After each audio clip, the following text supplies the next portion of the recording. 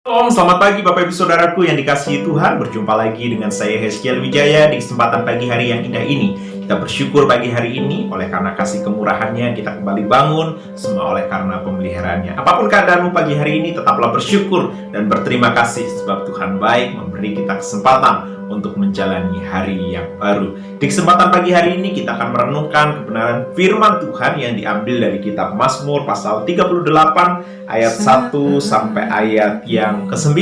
Demikian firman Tuhan. Doa pada waktu sakit. Mazmur Daud pada waktu mempersembahkan korban peringatan. Tuhan, janganlah menghukum aku dalam gerammu dan janganlah menghajar aku dalam kepanasan murkamu. Sebab anak panahmu menembus aku, tanganmu telah turun menimpa aku. Tidak ada yang sehat pada dagingku oleh karena amarahmu. Tidak ada yang selamat pada tulang-tulangku oleh karena dosaku. Sebab kesalahanku telah menimpa kepalaku, semuanya seperti beban berat yang menjadi terlalu berat bagiku.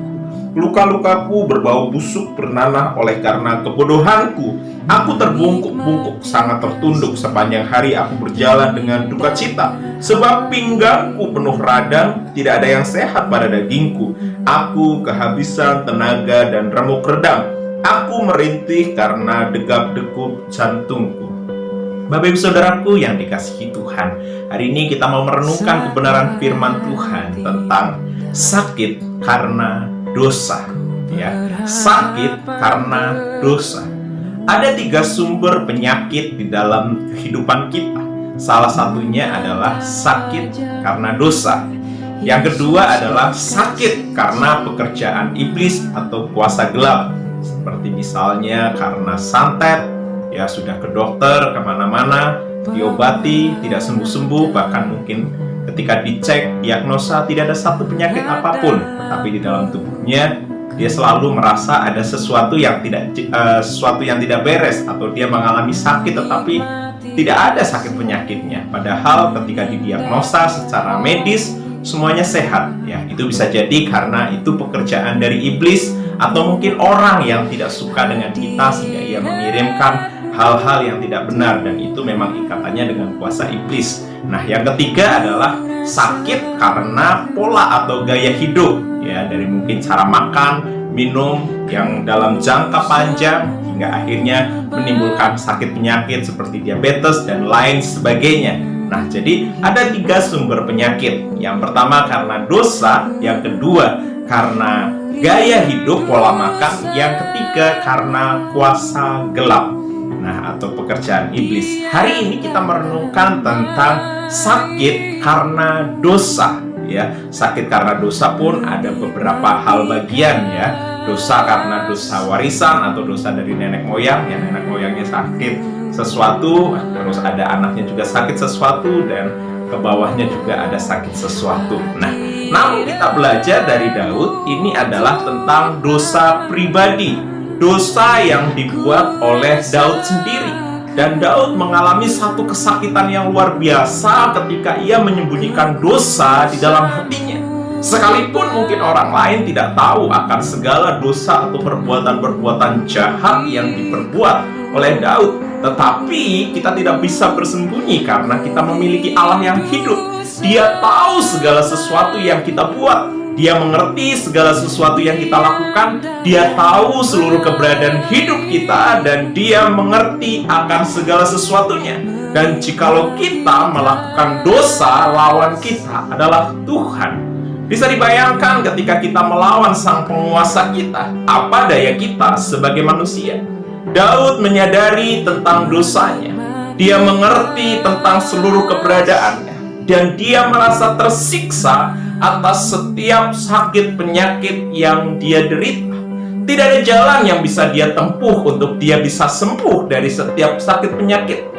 Hanya kepada Tuhan sajalah dia bisa mengalami pemulihan dan kesembuhan itu dengan jalan meminta ampun, karena dia menyadari kalau berdosa jalan keluarnya adalah pengampunan dan pemulihan yang daripada Tuhan. Mungkin ketika kita melakukan dosa, orang tidak tahu, ya. Tetapi kalau dosa itu sudah sampai akhirnya menjadi satu sakit penyakit di dalam tubuh kita, itu hanya Tuhan sendiri yang bisa turun campur tangan dan kita berserah sepenuhnya kepada Tuhan.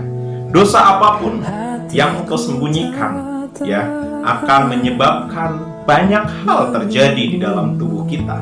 Salah satunya adalah sakit penyakit. Di dalam titik ini Daud menyadari tentang keadaannya. Bahkan dia sudah lelah dengan kehidupannya. Dia sudah lelah dengan sakit penyakitnya. Sudah sekian lama sakit penyakit itu menggerogoti tubuhnya. Dan di titik ini bersyukur ketika dia merenungkan tentang segala sesuatunya. Dia menyadari betul bahwa Tuhan Maha tahu, tetapi dia juga mengerti bahwa Tuhan Maha pengampun, Dia Maha pemurah. Jikalau hari-hari ini kita menyembunyikan dosa apapun, Tuhan tahu setiap dosa yang engkau simpan. Ibarat dosa itu sampah, semakin engkau menyembunyikannya, semakin berbau busuklah sampah itu dengan berjalannya waktu. Jikalau sampah itu terus tertimbun di dalam dirimu, lama-kelamaan akan menimbulkan sakit penyakit. Atau mungkin engkau sekarang sedang mengalami sebuah sakit penyakit. Engkau sudah pergi kepada dokter, segala dokter. Engkau tidak mengalami kesembuhan. Atau justru mungkin kau pergi kepada orang-orang pintar. Engkau juga tidak memperoleh kesembuhan apapun.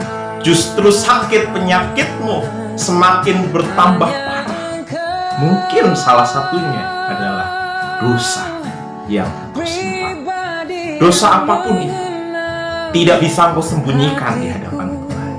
Lekas-lekaslah berbalik, lekas-lekaslah bertobat, lekas-lekaslah minta pengampunan kepada Tuhan. Jikalau engkau tidak mengerti bagaimana engkau menyelesaikan setiap dosa-dosa itu, engkau bisa datang kepada hamba Tuhan yang engkau bisa percaya, untuk engkau bisa berkonseling dan meminta engkau supaya didoakan, supaya Tuhan mengampuni dan memulihkan keadaanmu.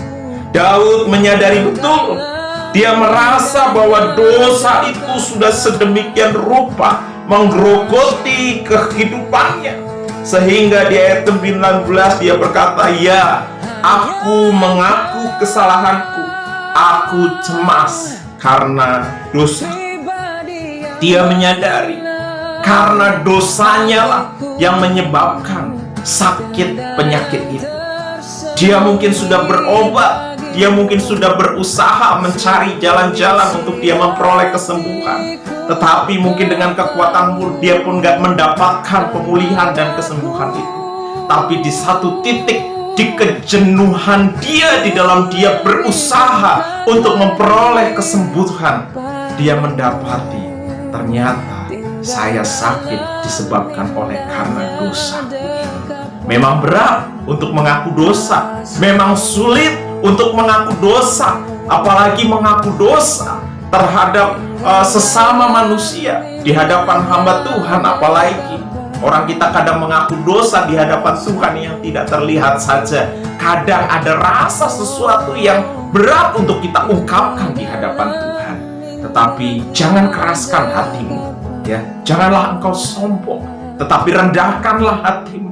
Memintalah kepada Tuhan, "Tuhan, ampuni setiap dosa-dosaku, ampuni setiap pelanggaran-pelanggaranku. Aku sadar ternyata dosa ini menyebabkan kerusakan, kehancuran di dalam hidupku." Dan di sini dikatakan di ayat 22, "Janganlah tinggalkan aku ya Tuhan, Allahku, janganlah jauh daripadaku. Segeralah menolong aku ya Tuhan, keselamatanku." Daud adalah pribadi yang bergaul karib dengan Tuhan, tetapi dia juga masih bisa menutupi tentang kehidupannya. Dia menyembunyikan ada dosa-dosa di dalam hati dan kehidupannya. Tetapi karena Tuhan mengasihi Daud, Tuhan memberitahukan ada sesuatu yang tersembunyi di hatimu, sehingga melalui sakit penyakit, ya, dosa yang tadi dia mungkin tidak sadari, atau mungkin dia tutup-tutupi, dia usahakan untuk ditutupi, tetapi Tuhan mau membukakannya melalui sakit penyakit. Ya, sakit penyakit asalnya bukan daripada Tuhan. sakit penyakit karena dosa itu sendiri yang ada di dalam diri kita. Tapi melalui sakit penyakit itu pun akhirnya Daud disadarkan bahwa ada dosa yang tersembunyi. Tidak ada dosa yang bisa ditutupi di hadapan Tuhan. Semua akan terbuka pada waktunya. Namun daripada dosa itu akhirnya menjerumuskan kita pada kesulitan demi kesulitan, lekas-lekaslah bertobat, lekas-lekaslah meminta ampun, lekas-lekaslah minta kasih karunia Tuhan tinggal tetap atas hidupmu. Sama seperti Daud berkata, ya, aku mengaku kesalahanku, aku cemas karena dosaku. Jangan tinggalkan aku ya Tuhan Allahku, jangan jauh daripadaku, segeralah menolong aku ya Tuhan keselamatanku. Bapak Ibu Saudaraku yang dikasihi Tuhan, jika engkau hari-hari ini sedang mengalami sakit penyakit, engkau sudah pergi ke dokter, engkau sudah diobati ini, itu, dan lain sebagainya, namun engkau belum juga memperoleh kesembuhan, coba sejenak kita merefleksi ke dalam hati kita. Kita melihat ke dalam diri kita, siapa tahu ada dosa tersembunyi, atau mungkin ada dosa yang sengaja engkau tutupi ya di hadapan manusia. Tetapi ingat, Tuhan melihat, Tuhan memperhatikan. Jalan satu-satunya minta ampun kepada Tuhan. Tapi mungkin jikalau engkau mengalami sakit penyakit, engkau sudah pergi ke dokter dan lain sebagainya, dalam tubuhmu dokter tidak mendapati ada satu sakit penyakit apapun itu, ada dua kemungkinan. Satu, dosa ya, sakit penyakit karena dosa. Dua, sakit penyakit karena pekerjaan iblis. Ya, engkau bisa datang kepada hamba Tuhan yang ada di dekat engkau. Tuhan pasti menolong engkau melalui hamba-hambanya. Ya, engkau minta diri untuk didoakan supaya pemulihan terjadi atas hidupmu, dan lekaslah berbalik dan bertobat lebih sungguh lagi hidup di dalam kemurahan yang daripada Tuhan. Tuhan Yesus memberkati kita semua. Kita berdoa. Bapa di surga, kami bersyukur untuk pagi hari ini, untuk firman yang boleh kami renungkan. Ampuni atas setiap dosa, pelanggaran, kesalahan kami.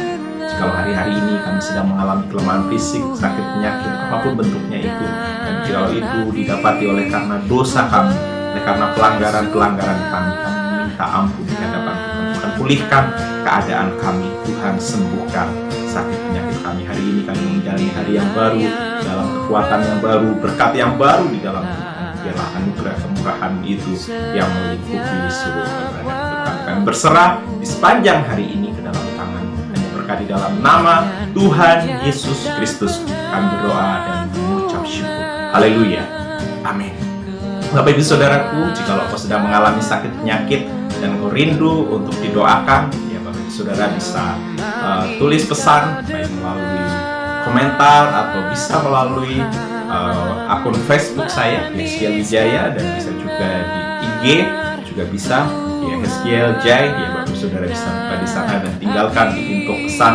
Nanti kita bersama-sama akan berdoa. Dan jika engkau membutuhkan pelayanan untuk konseling oleh karena sakit penyakit, Bapak Ibu Saudara juga bisa kirim pesan di sana. Tuhan Yesus memberkati.